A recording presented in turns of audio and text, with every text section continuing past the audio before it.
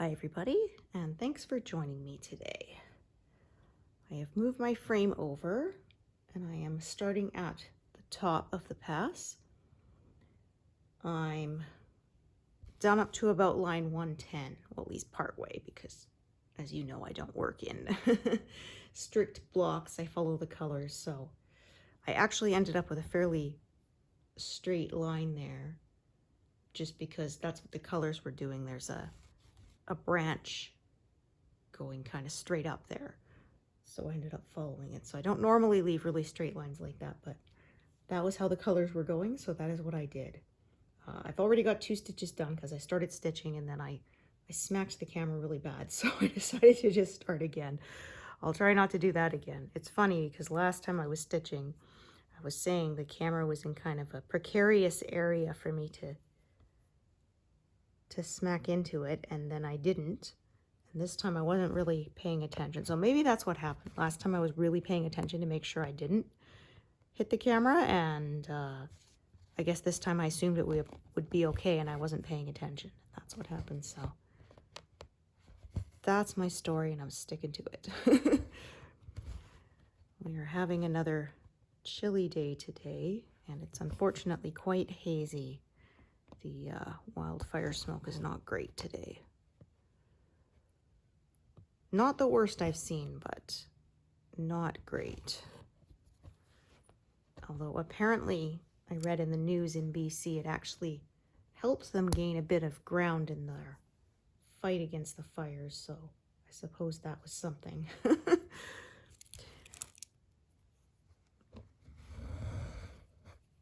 Because our problem is you want rain, but a lot of times the rain comes accompanied by lightning, which lights more fires. It is not great.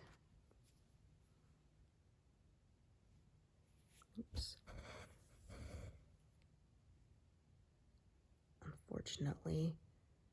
And of course, a lot of times the lightning strikes happen in quite remote areas that don't have any road access, so that makes getting them under control even more difficult. I remember once when my son was little, he wanted to play outside. It was so smoky you couldn't even see the houses across the street. I was just like, yeah, sorry, but we don't want you out there breathing that in. It's not good for you. So I'm kind of a mix. There's a bit of confetti here, there's a bit of a leaf, and then as we go further outwards, it becomes less confetti. The deer's antler starts at row 160. So may get to it during August. We'll see. I'm not going to promise it because I can't be sure I will reach quite that far. We'll definitely get it done next month. I was looking ahead and doing my calculations and saying I may get to the first deer's face by the end of the year. Maybe. We'll see. I managed to finish the first pass in about 3.5 months. So going by that, it's possible. We will see. I think, though, the deer are kind of on the right side, so that means it'll take me a little longer to reach them since I work from the left side outwards. We will get there eventually. I think it was like on the 3rd pass for my last project was where I got to the part I was really looking forward to, which was the peacock's tail. I believe it was the 3rd pass. At first pass, I remember, was a lot of sky, so I was really excited when I got to the the peacock himself.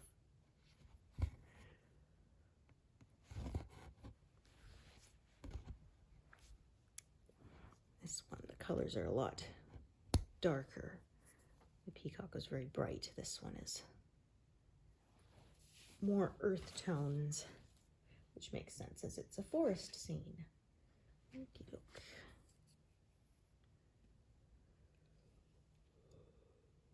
Oh dear.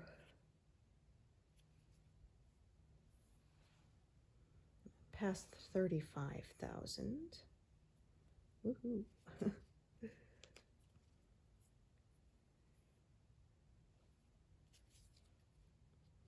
So I'm closing in on having 4,000 done total for this month.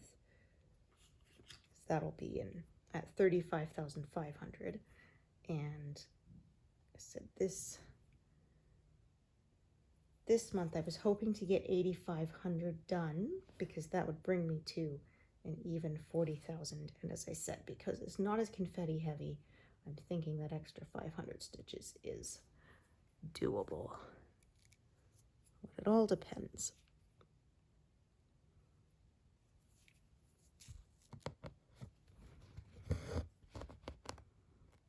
I've been sleeping much better thanks to my anti-snoring mouth device, so that has been good. I've been having more dreams than I can remember having in a long time, so I'm actually reaching the proper deep sleep and then the REM cycles, so that's good. I remember that actually being a storyline on an episode of Star Trek. They were caught in a rift of space, they couldn't move, and it turned out there was another ship on the other side, and they were trying to communicate because they needed to basically make a big explosion that would allow them to escape.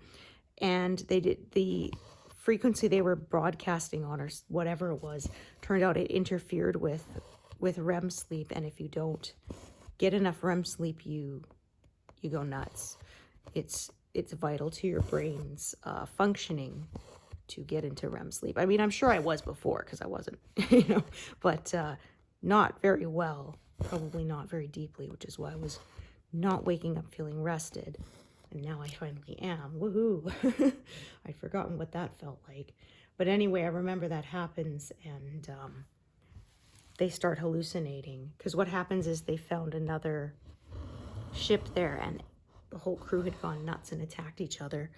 And then it started happening to them, and that was how, I think it was Troy, she was having nightmares, but it turned out she was the only one dreaming. And that's how the doctor figured out if you don't reach, they weren't reaching REM sleep, which will eventually drive you mad. People didn't like that episode. It was rated very low, but I liked it. Very Halloween-y. It's funny. A lot of the episodes people don't like are ones I like, so you never know. They had one recently on Strange New Worlds where they went to a planet and basically it has an intoxicating atmosphere. So you have a wonderful time there because you're totally, right? And people didn't like it. I thought it was fun. And I'm saying, I wonder if the people who didn't like it have only sort of recently come to Star Trek through, say, like Star Trek Discovery, which was a lot heavier and darker, and like they basically didn't have any lighthearted episodes. And I've been saying Strange New Worlds feels a lot like The Next Generation, or even some of the original series a bit, that they will have serious episodes and then have silly episodes. And okay, that's just not going to want to go down correctly. I don't care anymore. I could, but I don't feel like fiddling with that anymore. Anyway, and so I said, I wonder if that's part of it, because I've seen everything Star Trek, so I don't mind the occasional silly episode. They could be fun. But anyway, there's one part where Spock tries to mind meld with a plant. And it was like, my mind to your leaves instead of my mind to your mind. It's quite funny.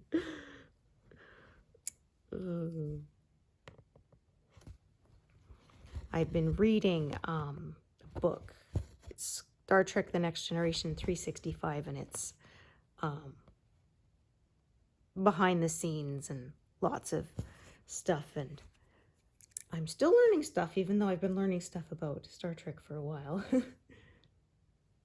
I know that when they had the pilot episode, they, DeForest Kelley, who of course played Bones, the Doctor in the original series, he wanted to appear on it, basically showing that the old guard was giving their blessing to the new show.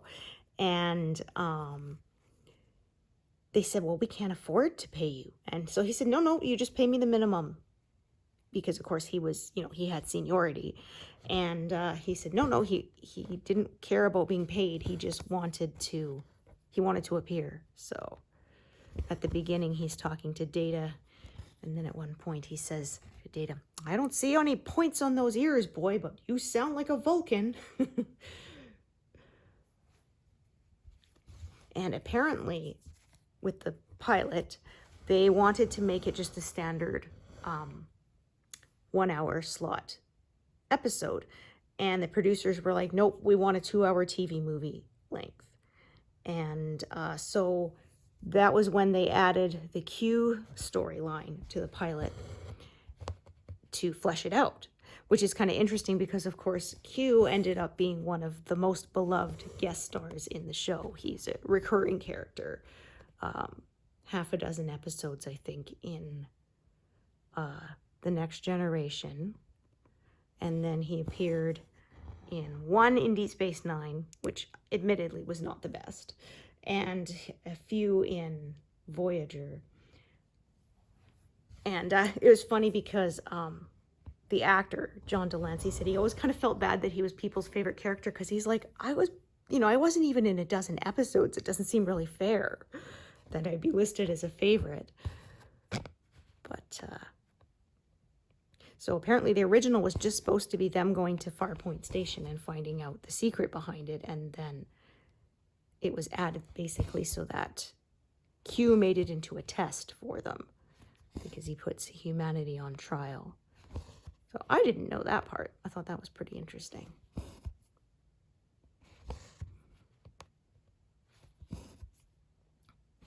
But Next Generation is definitely where that's how I got my start into the Star Trek universe. I had a crush on Will Wheaton, and so we watched it because of that. But of course, then I came to love the show. A lot of people really hated on him, but I really liked Wesley Crusher's character. I mean, I related to him, a nerd, right? Does well in school. He can talk well with adults and maybe not so well with his peers, which was definitely me growing up.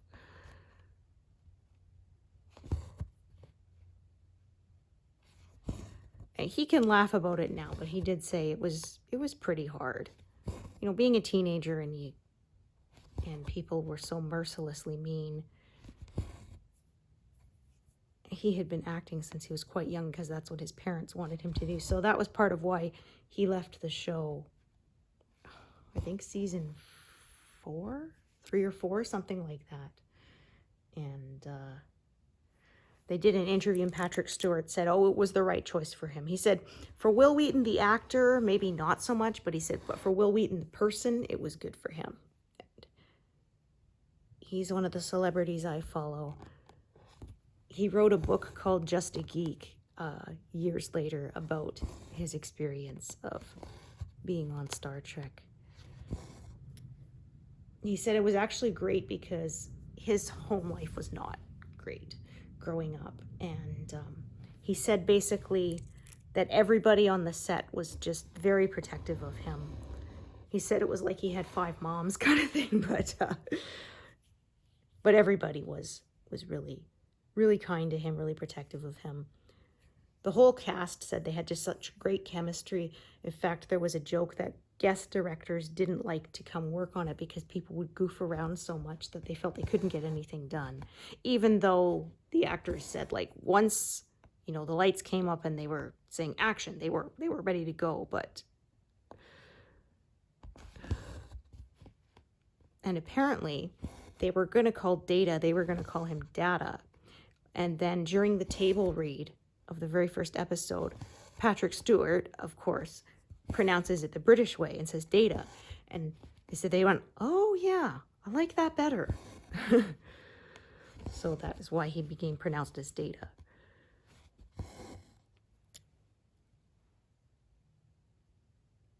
said, though, it's so funny, like, why'd they make him French when he's so obviously British? Once they cast a guy who was so quintessentially British, why didn't they change it? But, oh well. You just go with it. And apparently, when they did the first test run, they made him wear a wig. And then afterwards, they just kind of went, nah, just lose it. He's fine the way he is. That would have been weird.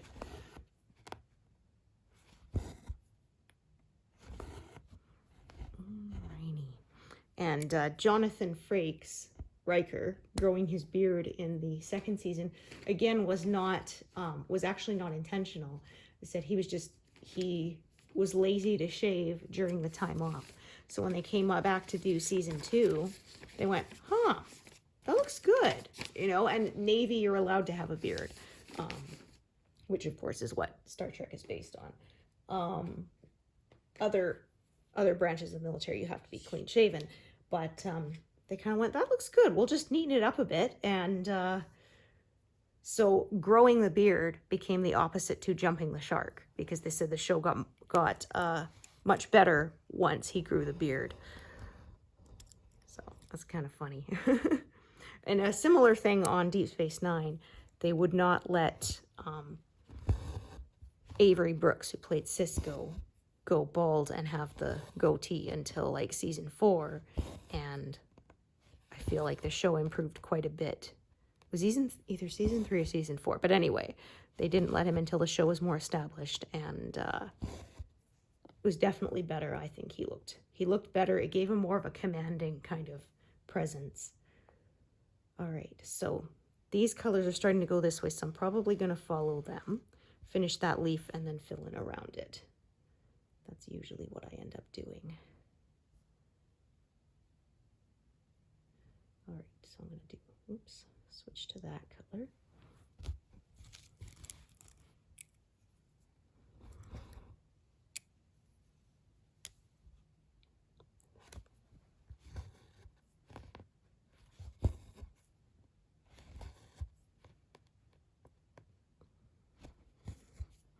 And then season 2, Dr. Crusher was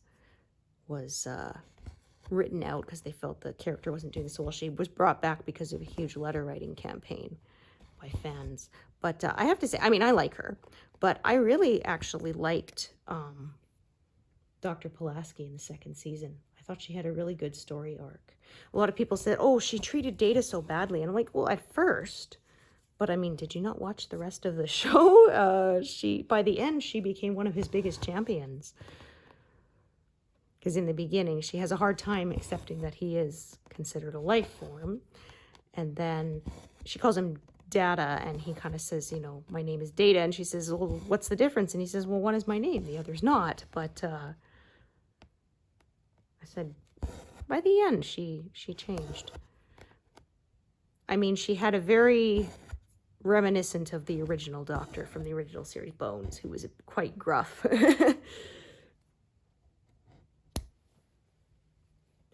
a doctor. So we've been watching Voyager, and he's had about, so far, 5 references of I'm a doctor, not a whatever it was. The first one was Neelix ends up stuck in sickbay on a biobed and he can't move. And so he has to look at the ceiling and he says, like, you know, basically, can't you get something more interesting to look at? And he says, I'm a doctor, not a decorator.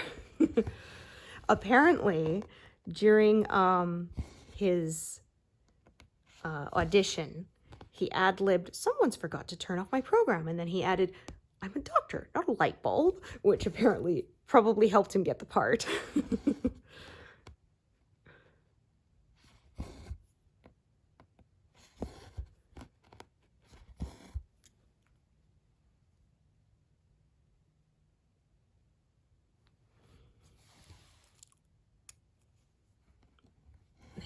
They only did one reference that I can recall on Deep Space Nine, is the 25th anniversary episode where, oops, they green screened in the DS9 crew into the Trouble with Tribbles. They time traveled and went back in. And so they come out, and of course, because engineering and command had the opposite colors. So in the original series, command was yellow, engineering was red, and then they changed it for TNG onward. And so anyway, O'Brien and Cisco come out, and Dr. Bashir says, aren't you wearing the wrong colors? And O'Brien says, well, don't you know anything about Starfleet history? And he says, I'm a doctor, not a historian. It was funny because the first time I watched it, I totally didn't catch that. It wasn't until subsequent viewings I was like, oh. And they actually did a reference in Friends where Joey was pretending to be a doctor to find out about a guy that Phoebe liked who was in the hospital, if he was a decent guy or not. And so he's asking questions, and then he says date of birth, and the guy gives it to him, and then he says age, and the guy says, can't you figure that out for my date of birth? He says, I'm a doctor, not a mathematician.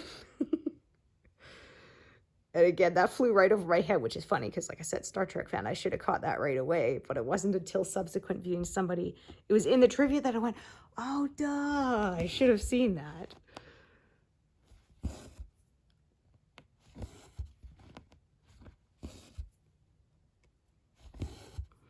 That was in the reboot movies like Star Trek Into Darkness, and there's one in as they're being out, he says, I'm a doctor, not a... And it cuts out, so you never know what he was going to say. But apparently, because Leonard Nimoy was still alive when they made that movie, he said seeing Carl Urban's portrayal of Bones actually brought him to tears, because he said he got his mannerisms so perfectly that it was like seeing his old friend again, who had, of course, by that time, actually going to fill this one in too, by that time had passed away. And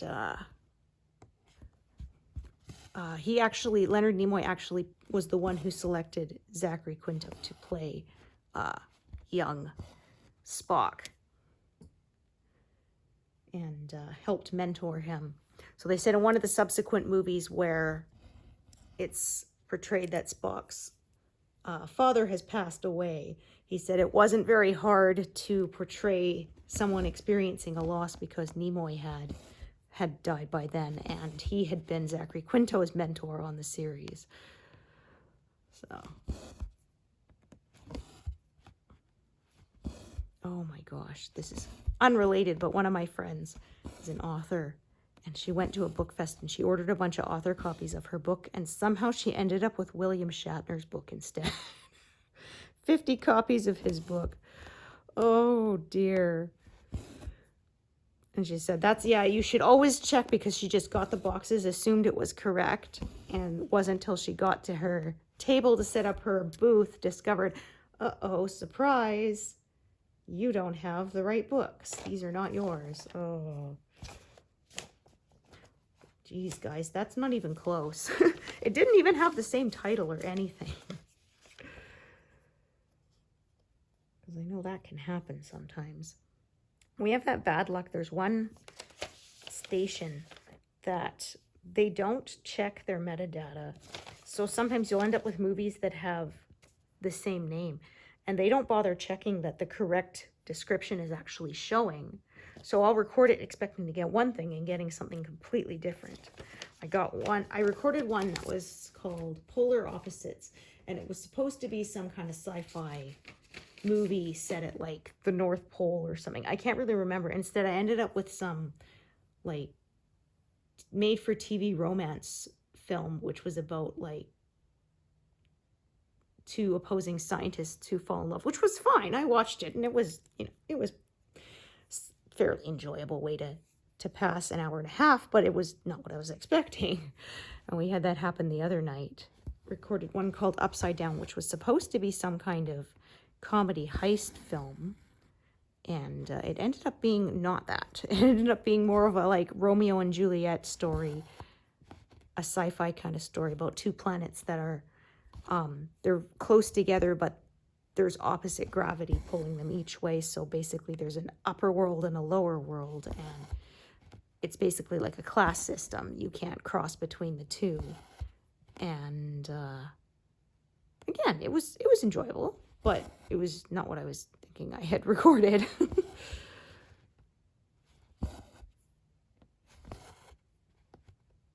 And there was a Christmas one I wanted to see. It was supposed to be set during World War I at the front, and it ended up being some Mario Lopez film because it had the same name. And every year I was like, maybe they'll get it right this time, and then every year, nope, they didn't.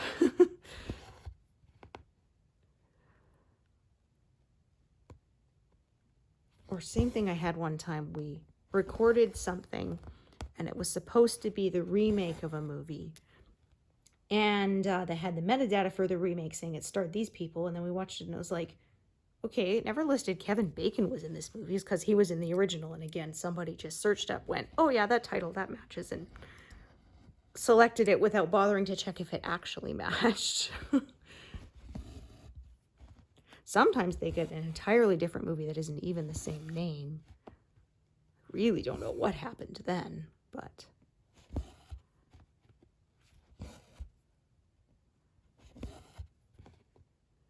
Or there's some they just label it wrong.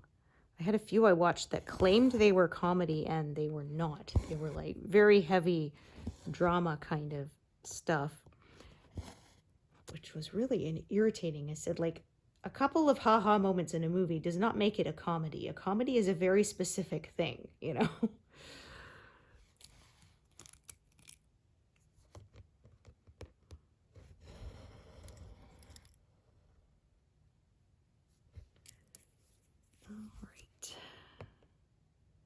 So as I said, this shape kind of goes out here. I'm going to fill that, then I'm going to start filling in next to it. I'm probably going to work to about row 150, 160, and then fill in downwards before I move over again. And like I said, we'll see if I actually manage to do any of the deer's antler, which starts at row 160.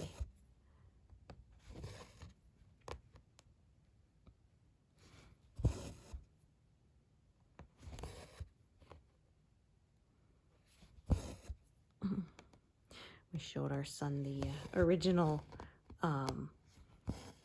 Planet of the Apes movie the other day.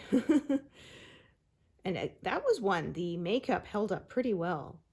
They did all the apes were done with like rubber masks over their heads, and which was of course cutting edge at the time, and I said they actually still look pretty good. You know, considering it was made in 1968, it still holds up pretty well. They said they were so difficult to remove and you couldn't really eat with them, so when they were on set, the actors in those masks basically had to live on protein shakes for their lunch meal. And it was funny, they said that it's kind of part of the story that, you know, orangutans stick with orangutans and gorillas stick with gorillas and kind of thing. And they said the actors ended up kind of doing that too, not even really intentionally during like meal breaks and stuff. They tended to hang out with their own, so that was kind of funny.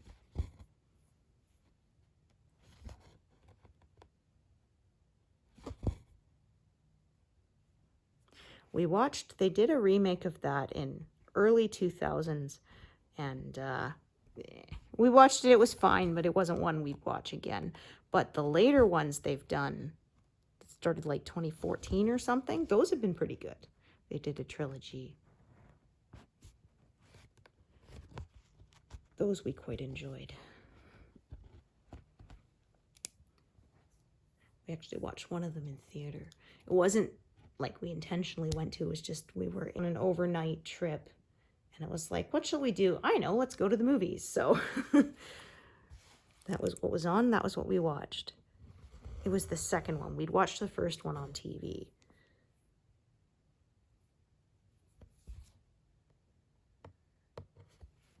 no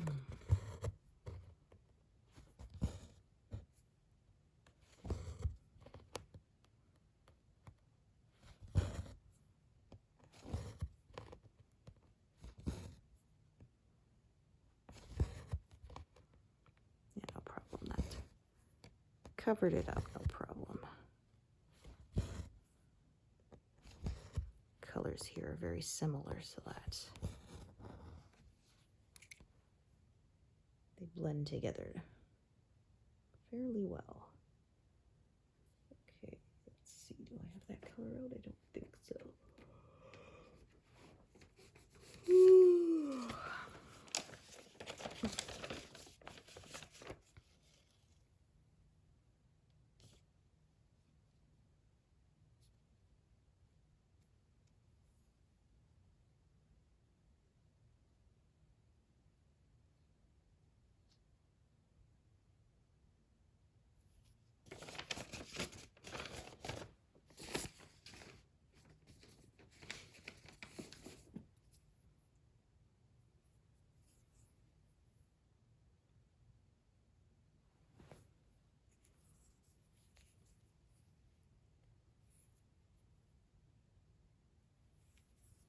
I'm hitting the halfway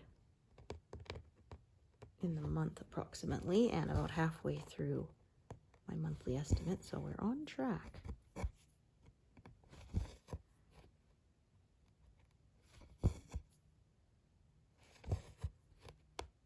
The line, "Get your paws off me, you damn dirty ape," was listed as one of the top 100 movie lines.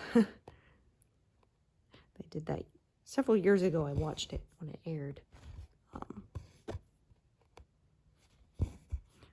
And it's funny how some of them were unscripted, like in Taxi, that I'm walking here was not scripted. The road had been blocked off for them to film, and somebody broke through the barrier and almost ran into them. And so he stayed in character and smacks the hood and yells, "I'm walking here, I'm walking here." And they ended up leaving that in.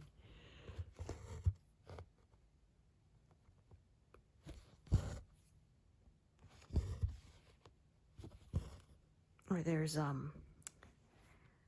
in Roman Holiday, he takes her to the mouth of truth, and then he pretends that it bit his hand off, and she didn't know that was coming, so her reaction was real. And it's funny because if you know that it's coming, you watch him, he looks at her, and he gives this little grin right before he does it. And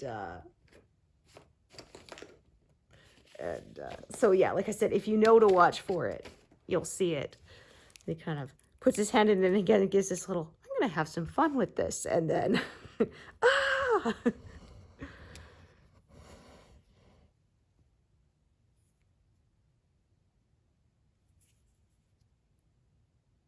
I love that movie. Roman Holiday is one of my top 5. Okay.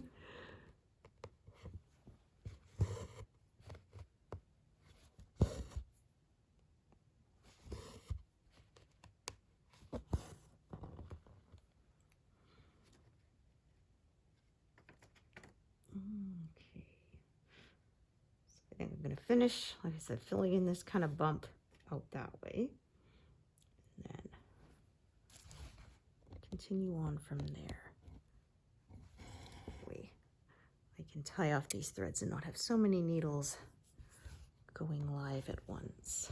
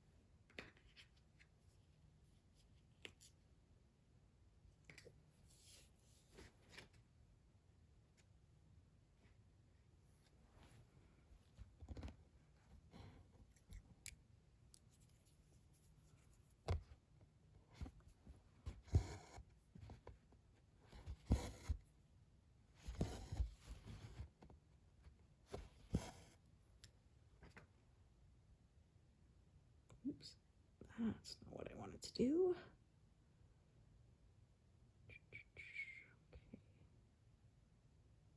Okay. Just planning ahead a little bit. Okay, I'm gonna do that one first, so I can do the M symbol stitches around it.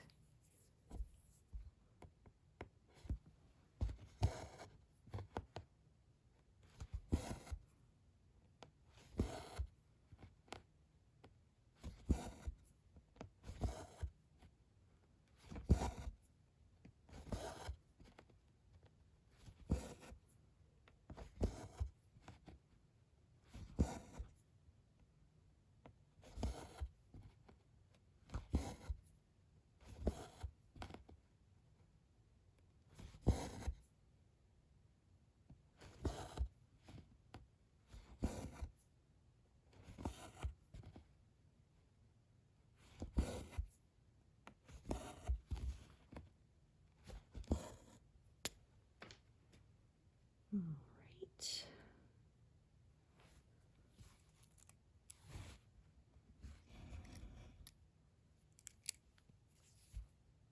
Actually going to go upwards a little bit, so I'm going to do these 2 stitches here.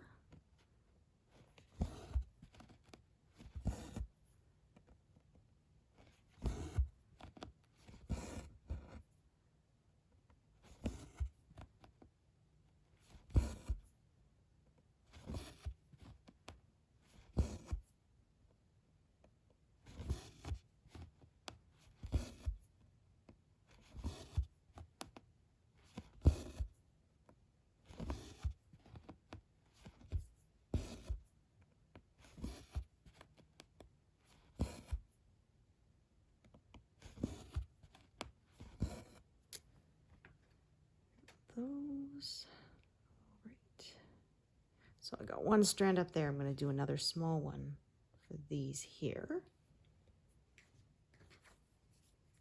If I've got one, which I think I do. Yes, I do. Perfect.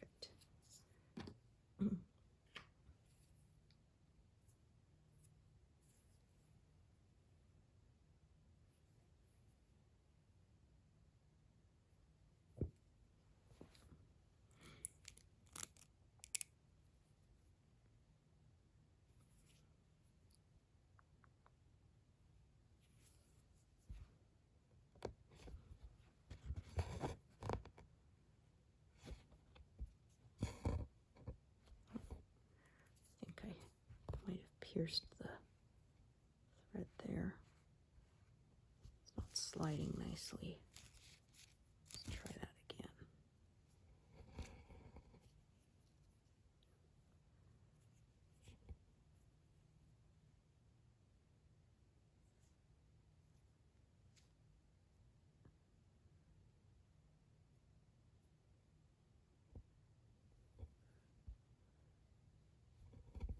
That's better. Now it's sliding freely, so I know I didn't pierce it this time.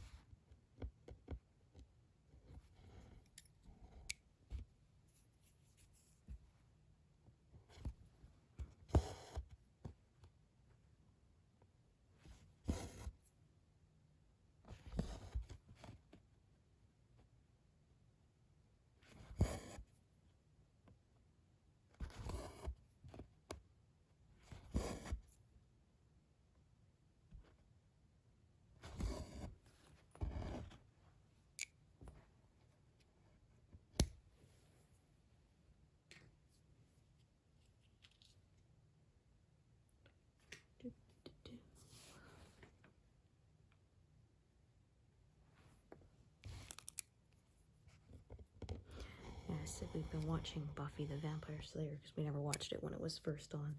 And we got about through the first season, and then my husband says, when does the talking cat show up? I'm like, I think you're thinking of Sabrina the Teenage Witch. He's like, oh, yeah, you're right. I said, I have that on DVD. Plan to watch it. But yeah, the cat named Salem. Honestly, he was the best character on that whole show, in my opinion.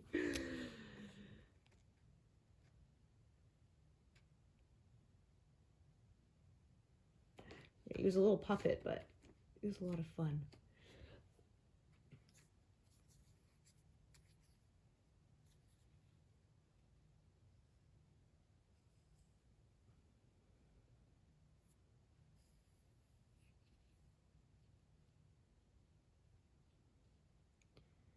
Used to be part of the TGIF lineup. So they had Boy Meets World, and then Sabrina the Teenage Witch, and the one short-lived show Teen Angel, which was guy, he eats old burger under his friend's bed. They find it under his friend's bed as a dare, and of course it kills him, and he comes back as his friend's guardian angel, but he's definitely not very angelic. It actually was quite funny. I was sad when it was canceled. It was silly, but we enjoyed it.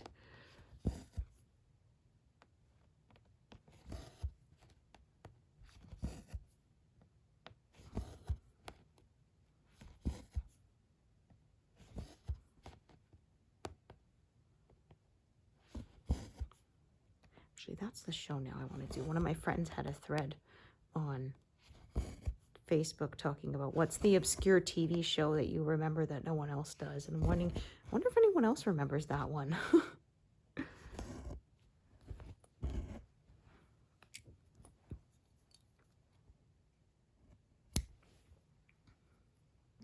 It's one of those that's been lost. I don't think anyone has it anywhere for streaming or anything like that. There was one we watched as well called Two, which was about twins who had been separated at birth, and one of them had ended up with a successful life and the other had not. And so the second one, the evil twin, basically was quite was upset about it and was deciding to ruin his twin's life, because basically, if I can't have a decent life, neither can you. So like he frames him for all these crimes and stuff. But again, I think that one only lasted for a season. Yeah, it was the tag was I couldn't live your life, so I'm arranging for you to live mine.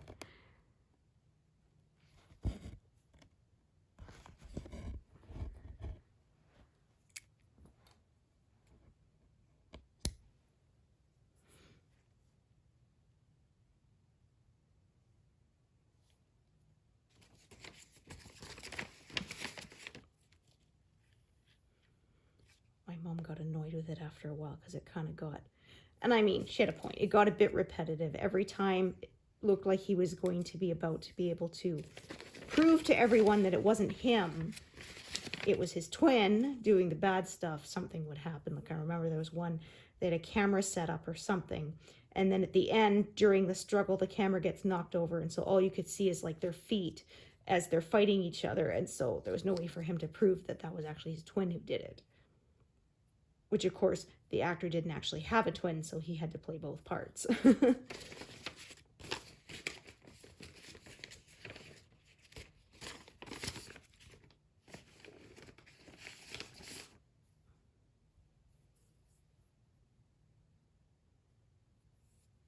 it was funny. Somebody said everybody had that one little obscure movie or something that was on a VHS tape that had been shown at like 3 in the morning that you could never find anywhere. I said, I remember there's one.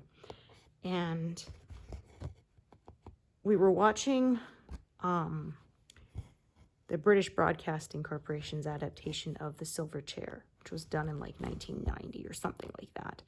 And it was on PBS, and they didn't have ads or whatever, so they filled in the time slot to get it to the next hour, half hour, with a little filler cartoon. And it was this one where this guy, he he has a Christmas tree and he wants to put a real star on the top. And so it starts with all this stuff. He cuts one out of paper and he puts it on top and it starts playing like organ music. And then he doesn't like it and he rips it up and the organ music kind of goes as he rips it up. And then he puts a pineapple and starts playing, steel drums kind of music. And then he decides he doesn't like it. He chucks that away. And then for some reason he sticks a frog on top of the tree and it kind of makes this, which was like actually done with like a trumpet or something. And then it hops away. And so then he builds a little spaceship and it goes to the moon. And I remember it was this, for some reason, it had all these weird little sounds. And as it took off, it had this little meow, meow, meow. I remember that very clearly. I don't know why. And anyway, he goes up he captures the star. He brings it back down. He goes and climbs up the ladder next to his Christmas tree. And he opens the box and the star kind of flies around the room, goes back up into the sky, so he doesn't get to use it, and he's all disappointed. Then he goes and he grabs a piece of paper and he cuts out another paper star and he puts it on top and it starts playing the organ music again, and then he's all happy. And I said, I have never been able to find that little cartoon anywhere. So if you know what I'm talking about and you found it, let me know, because like I said, it was this little silly 5-minute cartoon that they showed just to kind of fill in the time until it got to the next half hour, so that shows would start on time at either the hour or the half hour. And like I said, it's on some old VHS tape and like my parents' stuff, which I don't even know if they have it anymore.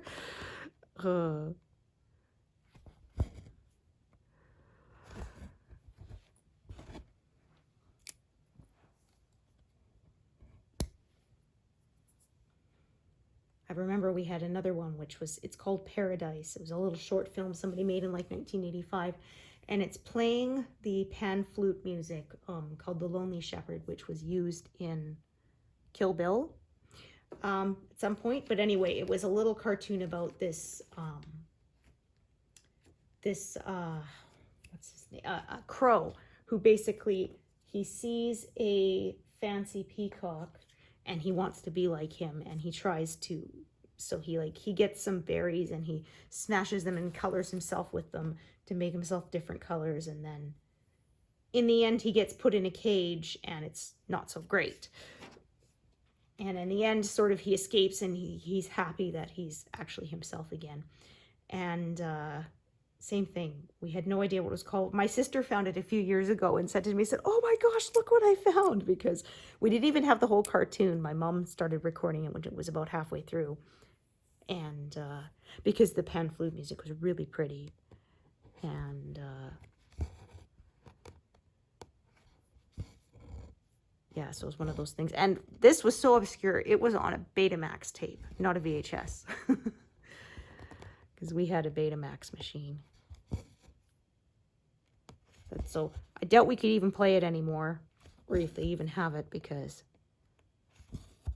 VHS ended up winning out on the market against Betamax, even though Betamax was better quality, to be honest. The tapes were longer, which was nice, and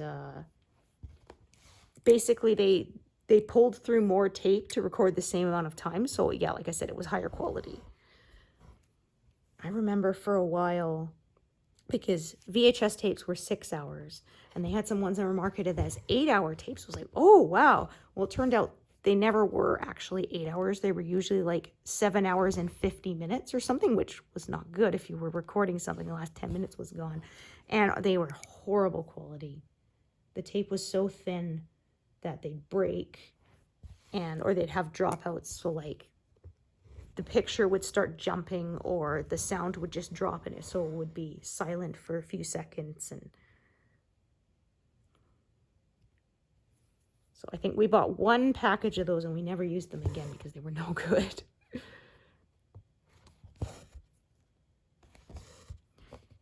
Now that was one telling my kids, when I was a kid, you could record 6 hours of TV and that was it, because that's all that fit on a tape. I remember I was watching Law and Order Criminal Intent. It was in repeats at that time, so it was 5 a night, right? All weekend nights, or weeknights, I should say. And we were going away on holiday, and we had satellite, but no ability to record the satellite at the time. And I was like, but I'm in the middle of it. I don't want to have to wait for it to loop around again. I'll miss a whole week. And so my husband figured out a way, because engineer, so that basically he hooked the VCR up to the satellite machine, and it, so the satellite would automatically tune to that channel for that hour, and the VCR would kick in and record it. So we were away for a week, and so 6 hours. Well, it needed 5 because we were gone from like Sunday till Saturday, so all the weeknights. And so I was happy because that meant I didn't have to miss the shows in the middle. It was a more episodic show than a serialized show, so it's not like there was really much continuity to worry about. But I mean, like I said, I didn't want to miss 5 episodes and then have to wait for the whole series to run and loop around to get back to where I was. So of course now, right, we have on demand and streaming and all that stuff, and I can, for my satellite, it's I can record on my cloud basically as much as I like.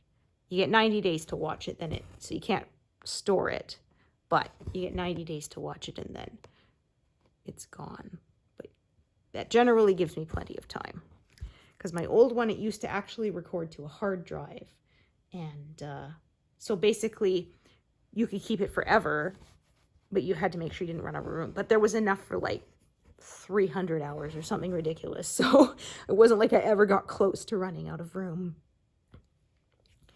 I remember I was watching mostly Christmas movies because it was December, so stuff was piling up. And even after then, I still had only used up about 5% of the hard disk, so it wasn't a problem. I had a whole bunch of Murder, She Wrote waiting for me in January.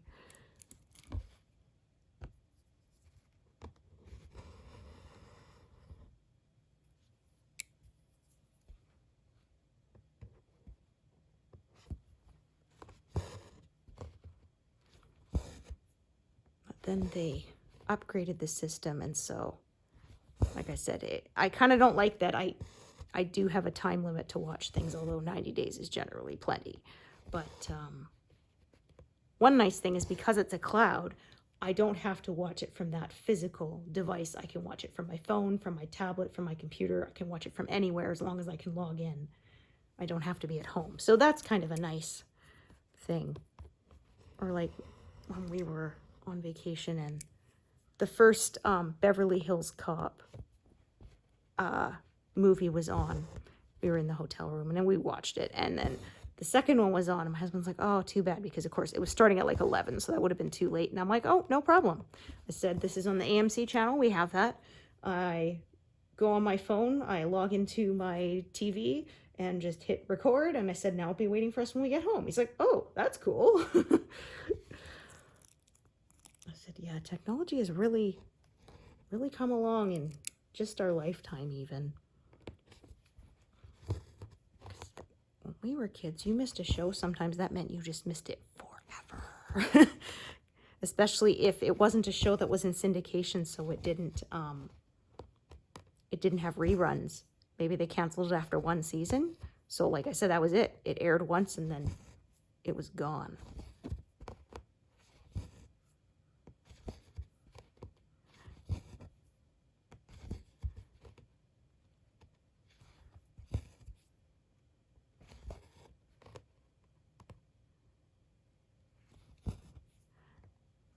Do this one here in the corner.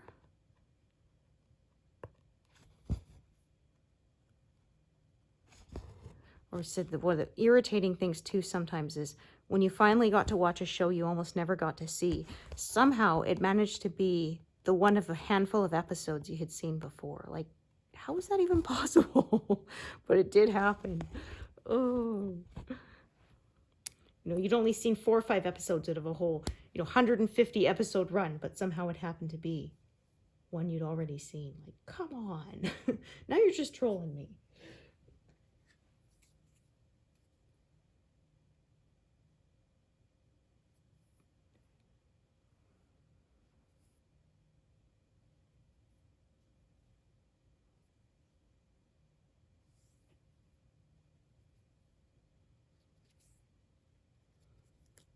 Okay, I'm actually going to check all the way down there. How long is this piece?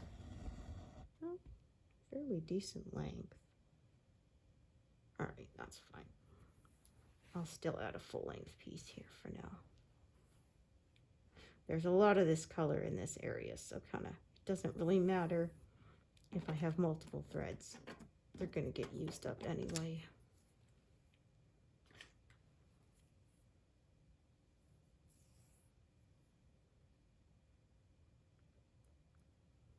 So now I'm just kind of working my way over. Like I said, I'll probably work to about 150, 160, sort of depending. As you can see, it's starting to get into bigger blocks there.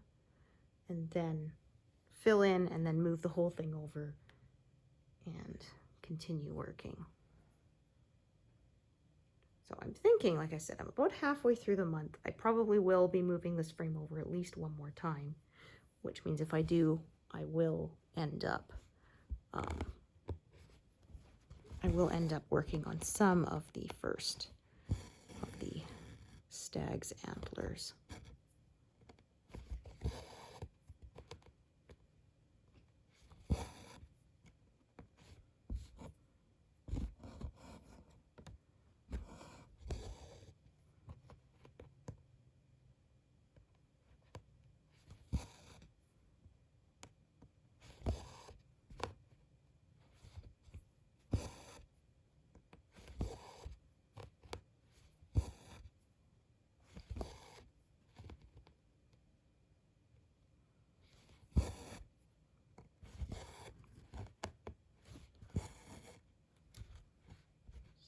Still somewhat with the color changes, so I think maybe 150 is where I will be done for today,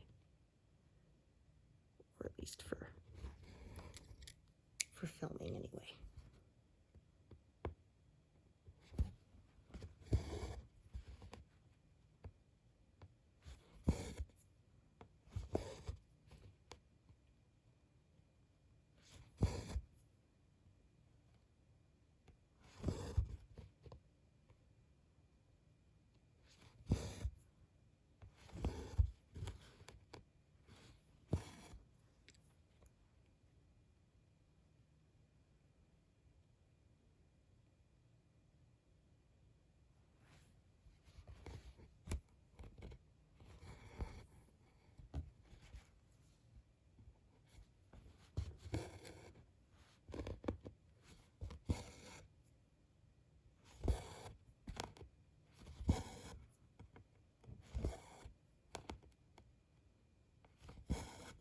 Which means I will pass the 4,000 done for this month mark. Yay!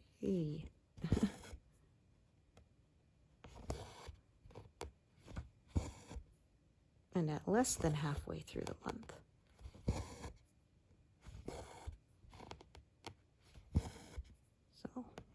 So far, I'm right on schedule, or even perhaps a bit ahead. Unlike with my reading, as I said, I'm 10 books behind. I don't think I'll make my goal this year. It'll be nice if I do, but it's not looking very promising. Oh, I've had a few duds. A bit of a reading slump. And I alternate reading between fiction and nonfiction. And the nonfiction books, of course, tend to be longer, so they take longer to finish. So that kind of slows me down a bit. There's some people I know who actually, you can set, I'm not sure if you can on Goodreads, but on Storygraph, I believe you can set to pages read. So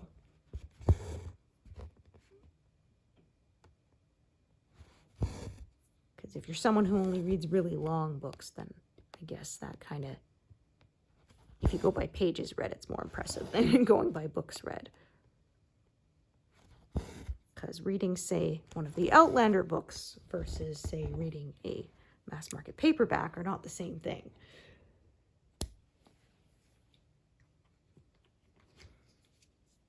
The final book in that series is still not out. But as I said, I don't know if I'm going to read it. The last few, after book 4, it's been quite a slog. And I found sort of each time it seems to get even slower. There's so many characters now to keep track of, and just so many storylines that it's almost starting to feel a bit much.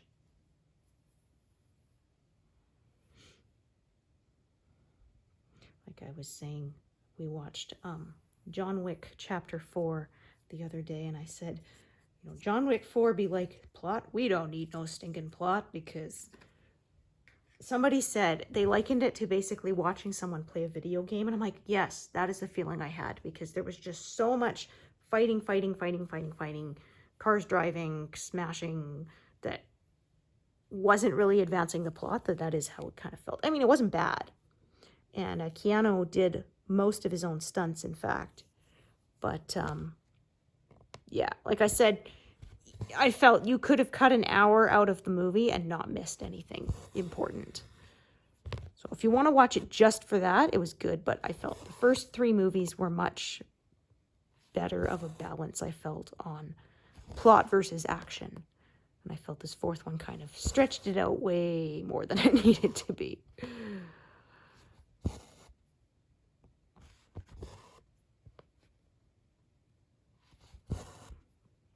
That was a movie that wasn't really expected to do very well. I'm not sure they were even planning to make it a franchise, but then the first movie was kind of a surprise hit.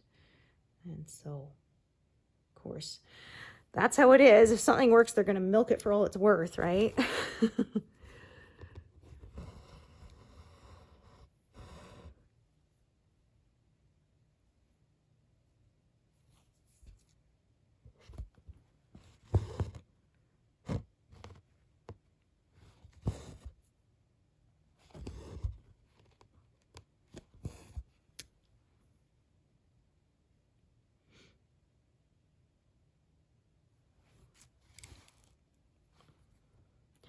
I'm not sure if this is a leaf or if it's like sort of there's a leaf and this is the behind the leaf. Kind of hard to tell sometimes while you're stitching it up close.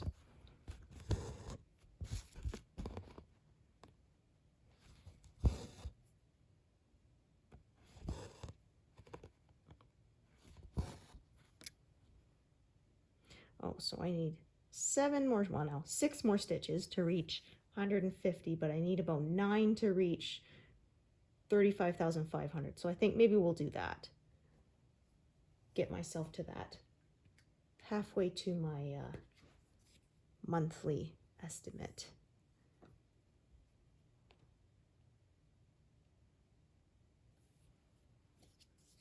Why not?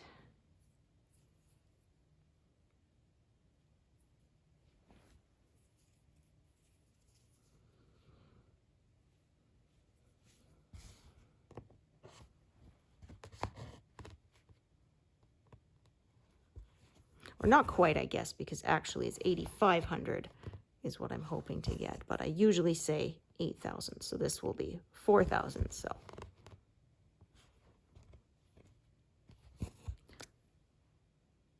that gives me another 250 stitches to reach the true halfway to the monthly, to the 40,000 that I was hoping to get to. If you want to be technical about it. I'm not going to be stitching another 250 stitches from that. From now, that's going to be too much. I need to get up and get some exercise. I've been sitting here for too long. My leg's starting to go numb.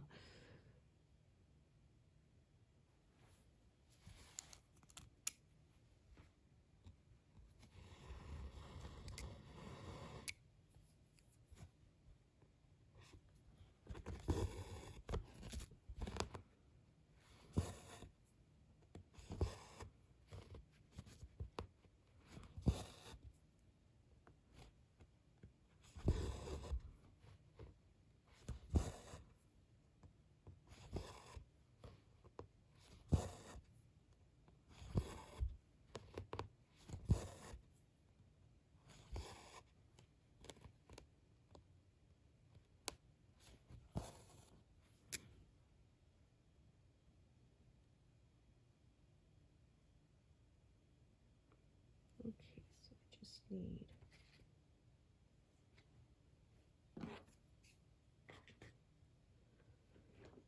Ooh, don't think this color is out yet, but I think I'll bring it out because I can see that's going to be used quite a bit in the next while. I will do that.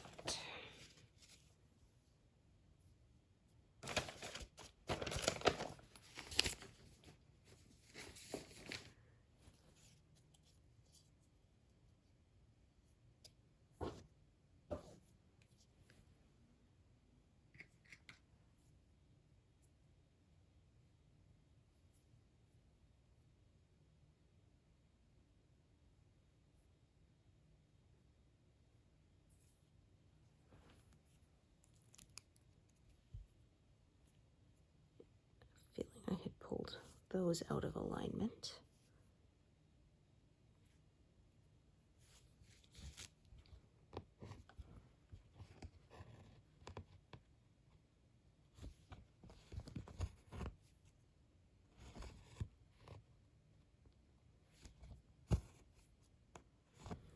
So that is 150.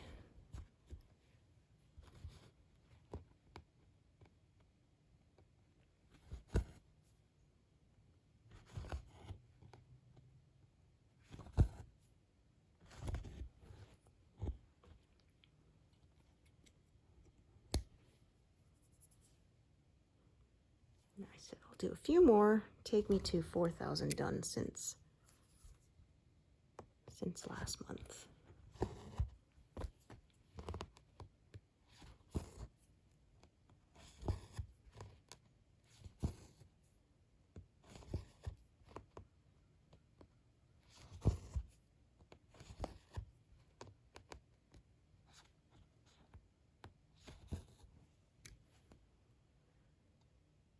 That one, and then we'll just add one more, and that will bring me to 4,000 since July.